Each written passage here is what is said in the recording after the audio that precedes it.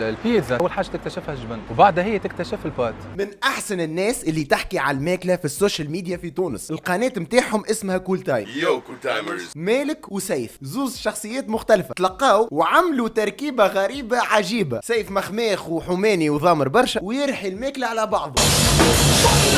لكن نصح يرحم والديك معناها تنجم قبل ما تاكلوا تخدم بيه بيسيبس وبعد تاكل. دونك مالك سيريو ذواق يفهم في الماكله ويركز على التفاصيل. حرف بالجبن. هو صراحه جبن بنين، البات بنين على الاخر. هذا الفروماج بلو يعيطولو. الثنائي هذا يعمل في برشا انواع متاع فيديوهات، اما كلهم متعلقين بالماكله. مره يجيبوا عبد معروف ويفطروا معاه في مطعم ومن بعد يعطيوا رايهم على الماكله. قولك حمى في المقلوب. انا تصدمت اما برجوليه تصدمت. زاد مره يعملوا تجارب اجتماعيه يربحوا فلوس ويعاونوا الناس. يرحم والديكم. والله ربي يخليك. سلام مبروك عليكم، سلام مبروك عليكم. مره زاد يعملوا تشالنج ويلعبوا مع بعضهم. ولا سوفلي ولا شنو؟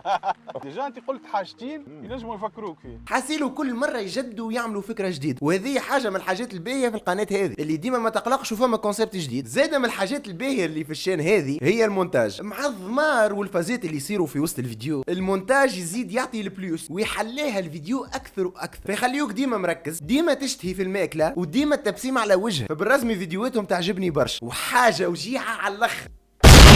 اوه حلوه منك. خلاف هذايا عندي شويه حاجات نجم ننصحهم بهم. الحاجه الاولى جدوا في الضيوف وبدلوا شويه وجيبوا من ميادين مختلفه. الحاجه الثانيه اخرجوا من تونس الكبرى ومشيوا لبرشا بلايص اخرين في تونس ولا حتى لبرا من تونس. هذا بطبيعه كانت توفر الامكانيات بشويه بشويه بالدرجه بالدرجه. ثالث حاجه رد بالكم على رواحكم ورد بالكم على صحتكم. قولوا لنا انتم زاد شنو رايكم فيهم واحكيوا لنا في التعليقات على صانع المحتوى ولا المؤثر اللي تحبني نحكي عليه المره الجايه.